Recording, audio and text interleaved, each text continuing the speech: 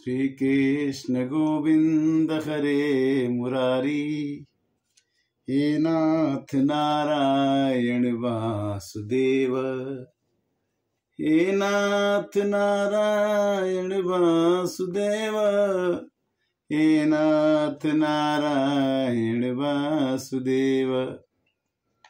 श्री कृष्ण गोविंद हरे मुरारी, हे नाथ नारायण वासुदेव। आज 10 श्लोकी गीता आपके समक्ष, जो मुझे गीता ज्ञान संस्थान से प्राप्त हुआ है, जिसमें कर्तव्यनिष्ठा, शांति, सद्भाव एवं विश्व मंगल की कामना से स्वामी गीता मनीषी स्वामी ज्ञानानंद जी महाराज जी ने कहा है, उसकी चर्चा कर रहा हूं मैं। गीता का 18 अध्याय है और 18 अध्याय में से 18 अध्याय के द्वारा ही संपूर्ण गीता का पाठ कैसे हम कर सकते हैं, उसके बारे में चर्चा करेंगे। गीता में पहले अध्याय में पहला श्लोक है, श्रीमद् भागवत गीता का प्रथम श्लोक चेतावनी और प्रेरणा, साथ साथ भेद बुद्धि, पक्षपात पूर्ण संकीर्ण सोच ही है। वैमनस्य विद्वेष कलह का मूल कारण है। समबुद्धि उदार सोच कर्म ही धर्म बन सकती है। अर्थात आदमी को कलह क्लेश से दूर रहना चाहिए और उदार बुद्धि रखनी चाहिए। कर्म को ही हम धर्म बना सकते हैं। धर्म क्षेत्र कुरुक्षेत्र का लाक्षणिक अभिप्राय यही है कि कर्म को ही धर्म बनाना है। ये पहला अध्याय है गीता का, उसमें यही बताया गया है कि संकीर्ण सोच मत रखिए, अपनी विचारधारा संकीर्ण मत रखिए, छोटी मत रखिए। चेतावनी यही है कि वैमनस्य मत रखिए, कलह मत कीजिए, और कलह ही क्लेश का कारण है। इसलिए समबुद्धि हो जाइए, समत्व बुद्धियों का प्रयोग कीजिए। गीता का दूसरा अध्याय कहता है कि अपने कर्तव्य के प्रति पूर्ण समर्पित निष्ठा, प्रमाद, कोताही, लापरवाही नहीं बरतें। मुझे क्या मिलेगा यह सोच करके कृपण संकीर्ण बनती है, क्षमताओं को कमजोर करती है। मैं क्या दे सकता हूं, यह भाव बनाकर कर्तव्य पथ पर आगे बढ़ें। अनुभव करें कि मानसिक संतुष्टि, क्षमताओं का विकास, सामाजिक सम्मान और ईश्वरीय कृपा, ये गुरु जी ने बताया है इसमें कि गीता के माध्यम से कि हमें प्रमाद नहीं करना चाहिए, लापरवाही नहीं बरतनी चाहिए किसी काम में, हमारा विचारधारा संकीर्ण न हो, क्षमताएं हमारी कैपेसिटी कमजोर न हो। हम क्या किसी से लें ये मत सोचें, हम क्या किसी को दें ये सोचें, तो मानसिक संतुष्टि बनेगी, क्षमताओं का विकास होगा, समाज में सम्मान मिलेगा और ईश्वर की कृपा बनेगी। अध्याय तीसरा, गीता का अध्याय तीसरा गुरु जी के माध्यम से ये पता ज्ञान, गीता का तीसरा श्लोक है। गीता का अध्याय 3 है, श्लोक नंबर 20 है। कर्तव्य पथ पर चढ़ते हुए इच्छा आदर्श आवश्यक है, लोक संग्रह के भाव से कर्म हो। आप संग्रह कीजिए, किंतु पूरे संसार के लोक संग्रह के लिए कीजिए। संग्रह अपने खुद के लिए मत कीजिए, लोक संग्रह के लिए कीजिए। आसक्ति निजी हित अथवा अपनी स्वार्थ पूर्ति के लिए नहीं करिए। परहित, जनहित, लोकहित की व्यापक सोच होनी चाहिए। दूसरे का हित कैसे हो, दूसरे लोगों का हित कैसे हो और पूरे संसार का हित कैसे हो, इस तरह की विचारधारा रख करके अगर हम कार्य करें तो गीता का तीसरा अध्याय कहता है कि हमें जीवन में सफलता मिलेगी। राजा जनक इसी भाव के उदाहरण है। ऊंच नीच की दूरियां मिटाने के लिए, सामाजिक समता, समरसता, सद्भावना लाने के लिए, राष्ट्रीय गौरव बढ़ाने के लिए हमें लोक संग्रह करना चाहिए। गीता का अध्याय 4,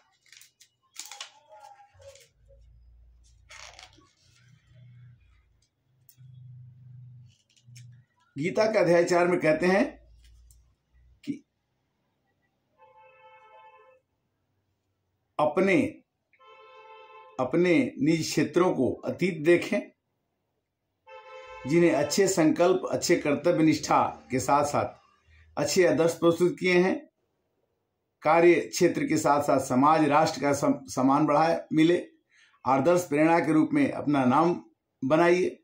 अपने अपने कर्म और जीवन यात्रा को उसी पथ पर आगे बढ़ाने के लिए गीता का मंत्र चौथा अध्याय का 15वां श्लोक है कि ओम ज्ञात्वा कृतं कर्मं पूर्वरपि मुमुक्षुभिः कुरु कर्मैव तस्मात् त्वं पूर्वे पूर्वतरम कृपम।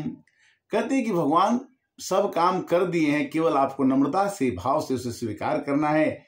यह जान करके हमें ये काम करना चाहिए कि ये काम तो भगवान ने हमारे द्वारा पहले ही करा दिया है, केवल एक संकेत मात्र है। गीता का अध्याय 5 क्या कहता है कि ब्रह्मणधाय कर्माणि संगत्वक्ता करोति यः लिप्यते न स पापेन पद्मपत्र विभावसम। वो कहते हैं कि कर्म करते हुए अहंकार की बुद्धि मत रखिए कि हमने ये काम किया। ईश्वरीय कृपा का आधार समझ करके, कृपा का याद करके दायित्व के रूप में समाज को, राष्ट्र को और मानव की सेवा के लिए जो सौभाग्य हमको भगवान ने दिया है, उसी के भाव से काम करते रहिए। ये सोच के मत कहिए कि मैंने काम किया है। गीता अध्याय 6 आत्मपयन सर्वत्रम समम पश्यति यो अर्जुन सुखम वा दुखम सहयोगी परमो मत। मुस्कुराती हुई भावना का महानतम आदर्श है। मुस्कुराते हुए काम कीजिए, मुस्कान अपनी गायब मत कीजिए। यह गीता मंत्र ईश्वरीय चेतना सब में सम हो, समदृष्टि से सबके साथ अपनापन का व्यवहार कीजिए। किसी को सुखी देखकर प्रसन्न होइए और किसी को दुखी देख करके स्वयं को पीड़ा का अनुभव कीजिए। गीता के अनुसार परम योगी का दिव्यता यह है कि उसके साकार होने पर क्यों भ्रष्टाचार या अत्याचार। गीता अध्याय 7 मतः परतरम न अन्य कश्चित अस्ति धनंजय मयि सर्वमिदं प्रोक्तम सूत्रे मणि गणाइव। भगवान कहते हैं अध्याय 7 में कि जाति, वर्ग, वर्ण, रूप, रंग अनेक हैं। अपनी अपनी प्रारब्धि के अनुसार निर्धन कोई धनवान है, कोई पदाधिकारी है, कोई कर्मचारी है, लेकिन ईश्वरीय चेतना सब में एक ही है। ठीक वैसे ही जैसे माला में मणियां मन के अनेक लेकिन सूत्रधार एक ही है। मानसिक शांति, पारिवारिक सद्भावना, सामाजिक समरसता, राष्ट्रीय एकता एवं विश्व बंधुत्व की दिव्यता छिपी हुई है। इसे ही गीता का भाव में इसे समझे। गीता का अध्याय 8 तस्मात् सर्वेषु कालेषु माम अनुस्मृत्युस्य च मया अर्पित मनोबुद्धि मामे वश्य असंशयम। जीवन है तो संघर्ष साथ में रहेगा। संघर्षों से मन को घबराए नहीं, उकताए नहीं, मनोबल मजबूत रहे। इसी के लिए यह गीता प्रेरणा देती है। जीवन संघर्षों में भगवान का स्मरण बना रहे।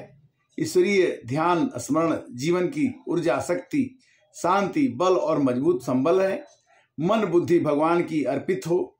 साथ ही भगवान एवं जीवन रथ को सारथी भगवान को बना लेने से चिंता मिट जाएगी। अगर भगवान को हम सारथी बना लें, मया अर्पित मनोबुद्धि, भगवान को अपने मन को, बुद्धि को अर्पित कर दें, तो इसमें संशय नहीं है भगवान को स्मरण करने से सब काम सक्षम हो। गीता का अध्याय 9 कहते हैं कि मया अध्यक्षेण प्रकृति सुयते सचराचरम हेतु न आनेन कौन्तेय जगत द्वि परिवर्तते। हे अर्जुन, भगवान कहते हैं कि प्रकृति ईश्वर द्वारा संचालित है।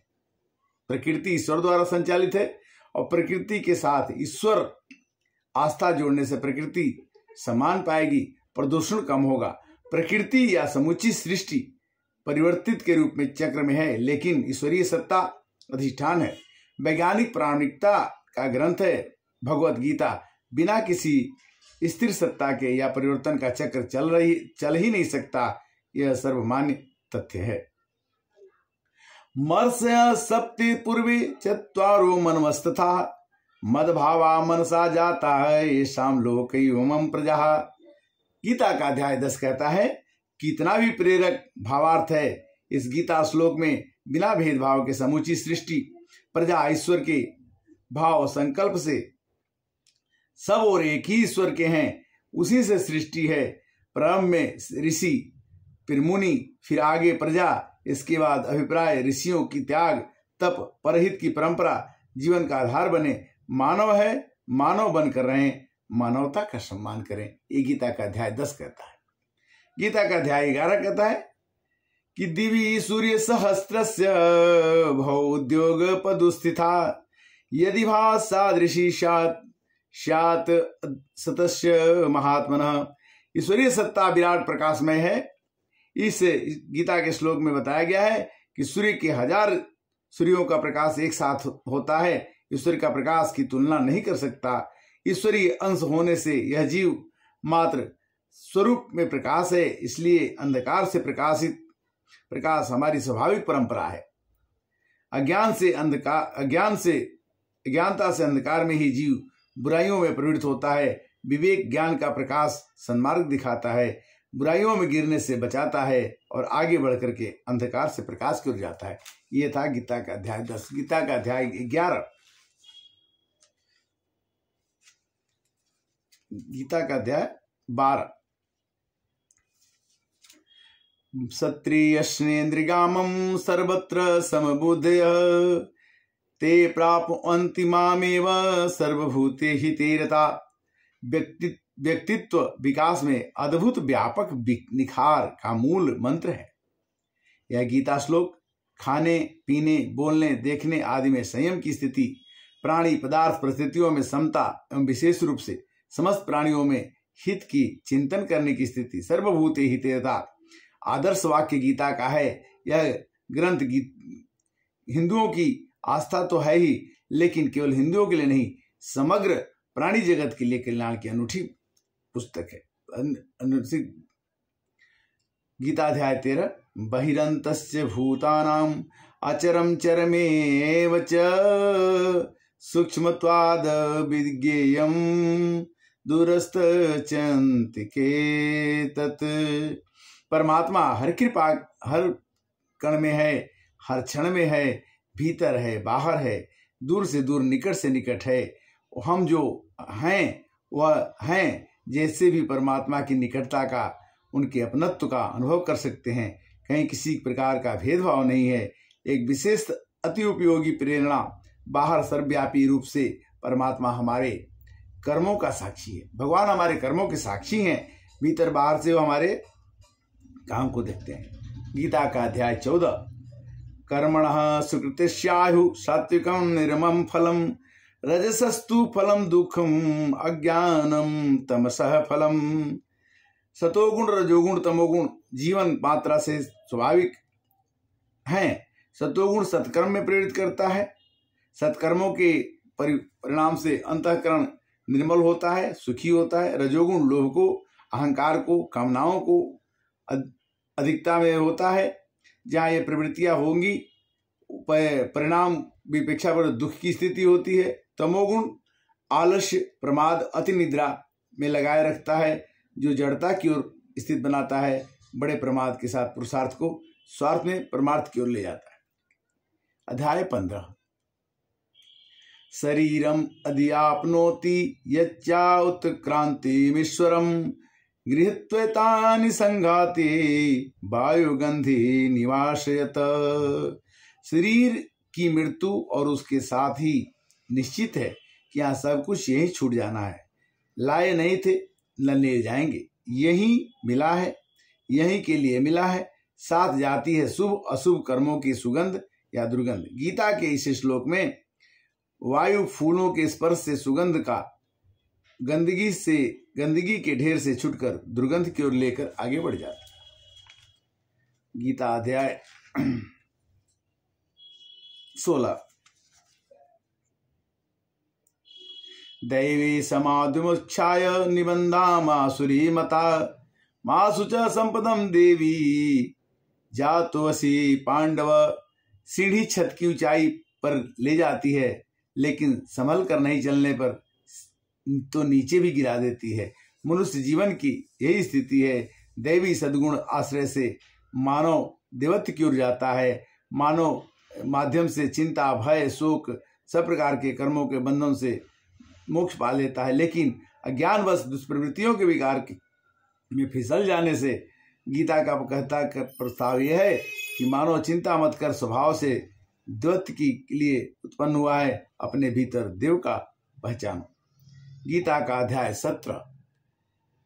सद्भावे साधु भावे च सद्दिते उत प्रयुज्यते प्रशस्ते कर्माणि तथा सत्शब्द पार्थ युज्यते। परमात्मा रूपी सत्य को स्वीकार करो। सत्य को सुंदर मंगलमय परंपरा जीवन की अनूठी प्रेरणा बन जाएगी। सत्य के आधार पर से बुद्धि सद्बुद्धि हो जाती है, विचार सद्विचार हो जाते हैं, भाव सद्भाव हो जाते हैं। आगे सद्गुण, सत्कर्म, सदाचार आदि की स्थिति स्वतः जीवन में आएगी, जिसकी आज प्रबल आवश्यकता है। गीता का अध्याय 18। यत्र योगेश्वरः कृष्णो यत्र पार्थो धनुर्धरः तत्र श्री विजयो भूति ध्रुवा नीतिमितिर्मम। 18वां अध्याय में भगवान कहते हैं कि भगवान गीता के प्रथम श्लोक से धृतराष्ट्र संजय की परिणाम लेकर प्रश्न किया था। संपूर्ण गीता उपदेश हो जाने के अंतिम श्लोक में संजय स्पष्ट कर कहते हैं कि राजन, विजय तो सत्य की होगी। सत्ता के समक्ष सत्य कहने की अद्भुत स्थिति है। जहां विशेष रूप से कृष्ण है, केवल वहां भगवतवादी नहीं, अध्यात्म और योग का आधार है।